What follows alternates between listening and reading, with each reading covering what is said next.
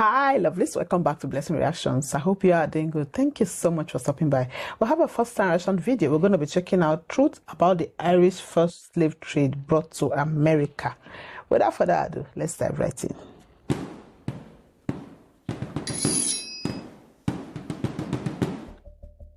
There has been an ongoing debate as to whether the Irish were the first slaves in the Americas, predating the first black African slaves by almost a decade. Slavery is perhaps one of the oldest profit-making endeavors in human history, and the Irish were a special target for 1,000 years. Throughout history, the Irish were persecuted by one faction or another, to include enslavement and indentured servitude. When did the Irish first become slaves? How long did the selling of the Irish continue? Who was responsible? Hello, I'm Colin Heaton, former soldier, Marine Corps scout sniper, history professor, historian and book author, and we've answered these questions and other issues on this segment of Forgotten History.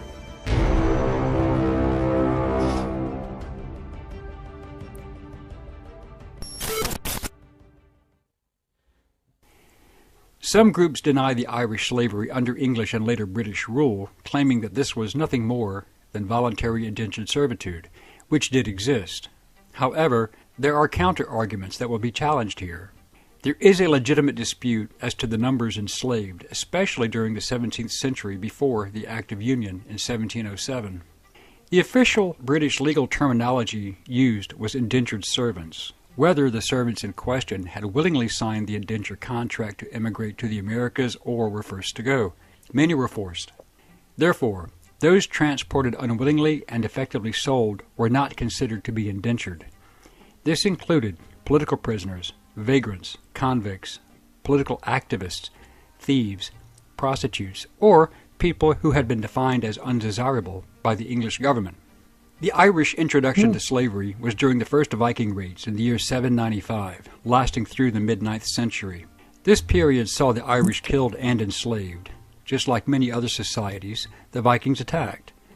Most of these early raids were along the northern and eastern coast using hit-and-run tactics. The Vikings would then flee with treasure and slaves and return to either their holdings in Scotland or back to Norway. Usually, many slaves who were of value were ransomed back to their families, but others remained in captivity. Then, from the year 837 onward, larger targets such as the greater monastic towns of Armagh, Glendalough, Kildare, Slane, Clonard, and Clonmacnoise, and Lismore were hit by larger forces.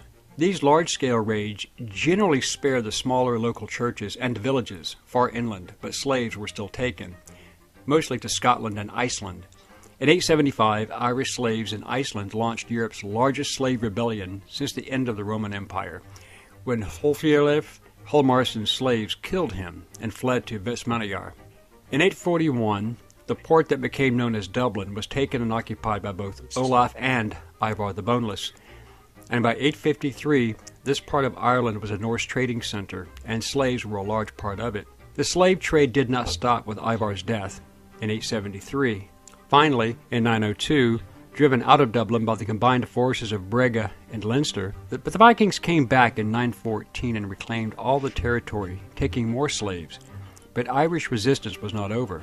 In 980, the Irish, under Mael Sechnal Mac Domhnall, king of Meath, fought and managed to defeat the Vikings and freed all of their slaves. Some Vikings who remained assimilated and adapted to Christianity and became part of Irish society. The final nail in the coffin regarding Vikings holding land and taking slaves was in 1014 at the Battle of Clontarf, when Brian Boru, High King of Ireland, attacked Dublin, aided by his allies, the Limerick Vikings. They fought other Irish allied to the local Vikings in Dublin, and Boru's force won, and all the slaves were again freed, thus ending the legacy of constant Norse raids, whether from Danes or Norwegians. The period forced enslavement and severity ended a century after the Norman invasion of England in October 1066. Subsequent Norman rulers of England eyed Ireland, and slavery in its true form was abolished in 1102. In 1155, Pope Adrian IV supposedly gave Henry II of England a papal bull, granting the king the authority to invade Ireland. However, many historians believe that this authorization was a forgery. Regardless, Henry II of England faced excommunication for the murder of Thomas à Becket, the Archbishop of Canterbury, so it is possible. However, Adrian's successor, Pope Alexander III, granted the lands of Ireland to Henry II, although it was not his land to give. The Norman conquest of England and Ireland were cataclysmic events that would shape Ireland's as well as world history and create tensions with England for the next 800 years. The Normans were initially invited to Ireland by Dermot MacMurrough, the deposed King of Leinster. He is sometimes referred to as Dermot of the Foreigners, and his grandmother was the granddaughter of Brian Boru. In October 1171, King Henry II landed in Ireland and allowed Dermot to recruit soldiers and mercenaries, as Ireland was made up of several kingdoms at war with each other. The city of Dublin and the surrounding area were under Norman occupation and would be called the Pale, or the safe zone. Going beyond that was considered foolish, hence the term we use today, going beyond the pale. But the Normans ended the practice of slavery in Ireland, but not serfdom, for at least a few hundred years. Despite the Norman abolishment of slavery, serfdom was still alive and well. Serfs were, unlike slaves, bound to the land, and the land meant everything. So selling people into slavery would have left no one to farm and conduct agriculture. Following the Battle of Kinsale, in 1601, when the Irish and Spanish alliance was defeated, the Irish aristocracy fled to Europe, but the commoners remained, and they left a power vacuum filled by English nobles. Reports vary, and the numbers are in dispute, but the high number is that English forces had 30,000 captured Irish and Spanish soldiers. Other sources say half that number, around 15,000, were engaged, with 7,000 to 8,000 being captured.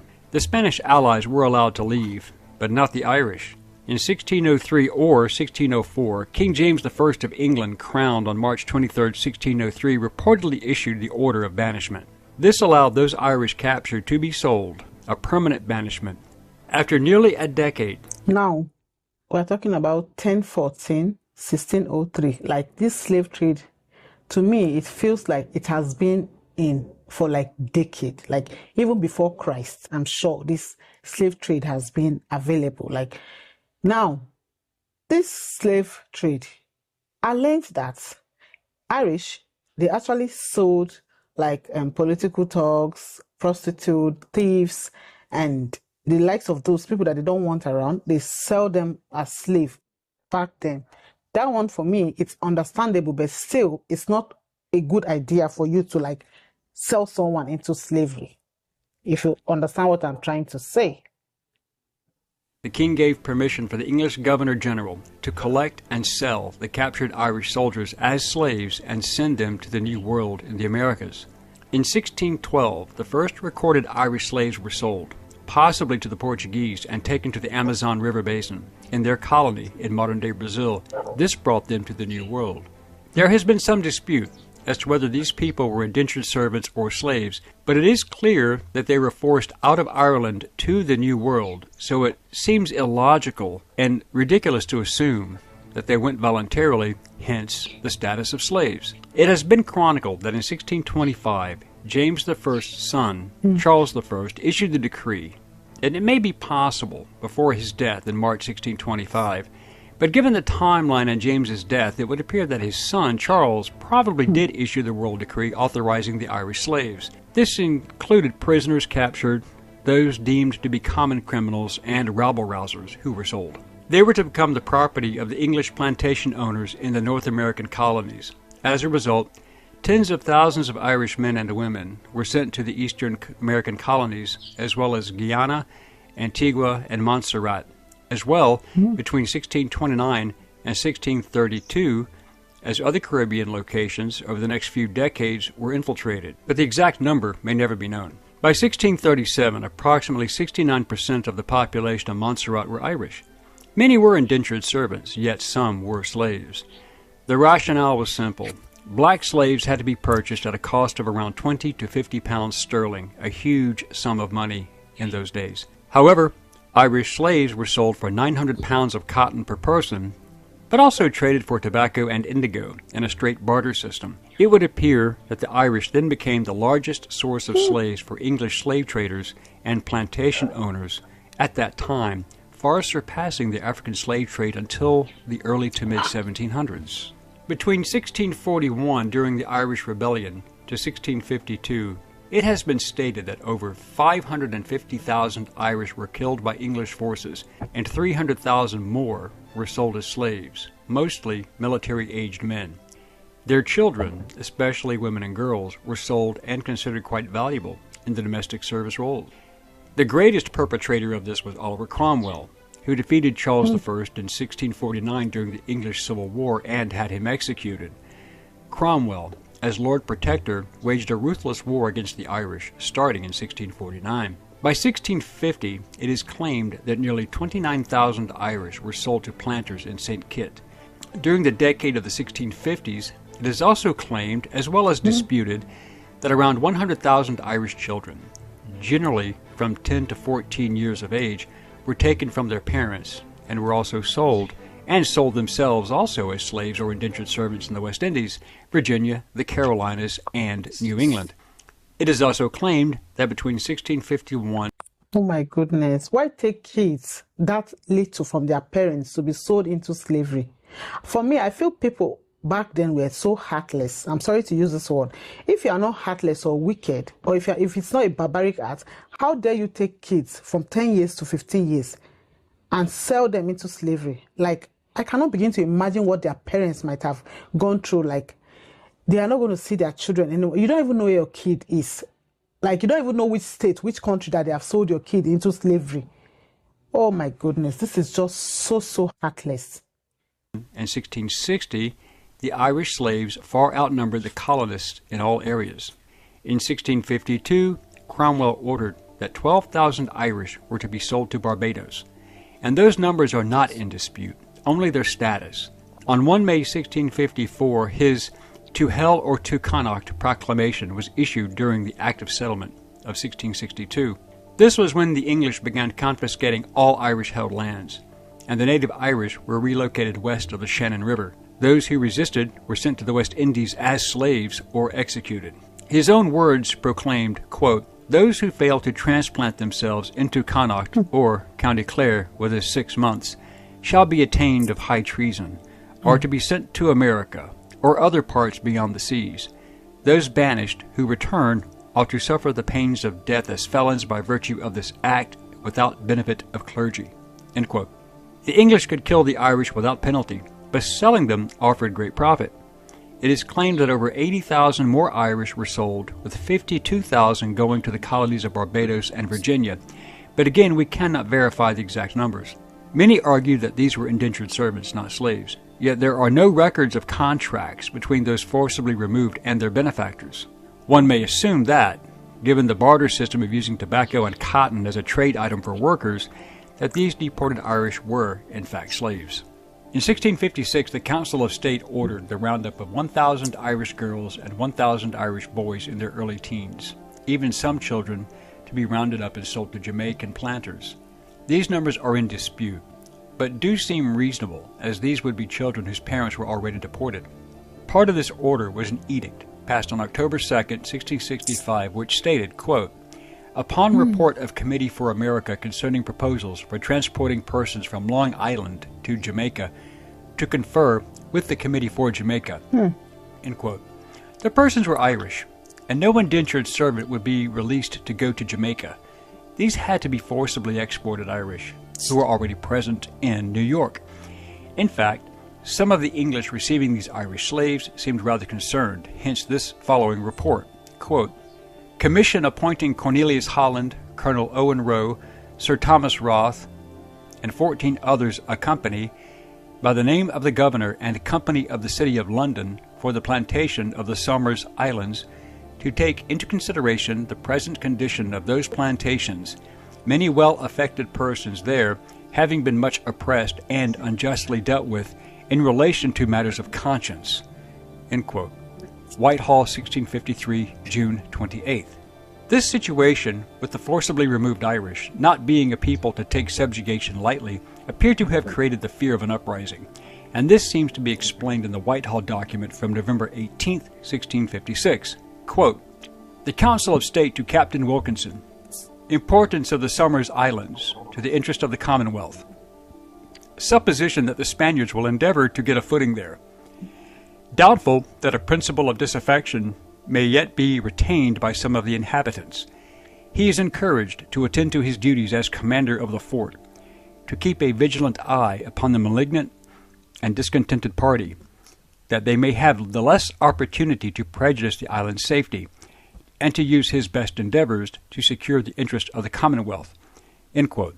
This referred to the Irish population that must have been slaves, and they feared an uprising.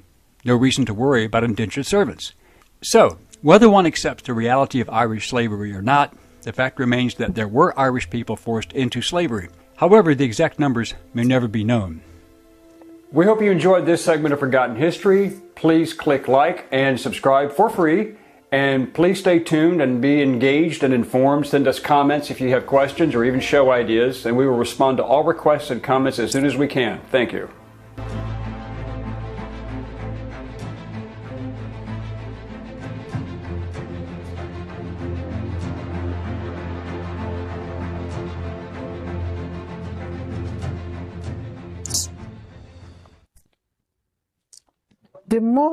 The more I venture into the slave trade history, the more I get so heartbroken. Like, you hear children, kids, teenagers were sold. Like, they were taken from their parents and they were sold. If you are a mom or a dad, can you just begin to imagine what the mom and dad in 1014, 1603, 2510, thereabout, what they might have gone through? Like, how can you sell someone else's child? Sometimes they deport the parents and leave the kids so they can sell them into slavery. Like, they force you into slavery. Like, you don't even have a say. You don't have any human right, nothing. Like, it's just so heartbroken. I keep venturing into this, and it keep breaking me, because we're going to like know and learn that people back then did not have anything like human rights. Like, they treat them like animals. Like, you don't even have a say in your life. You can just be sleeping, and the next thing they will break your door and they will carry you. The next thing you're a slave. You are working for somebody. They might turn you into anything. You cannot even say no. You cannot even say yes. You are just there, like a teddy bear. You are just there, like a machine who does not.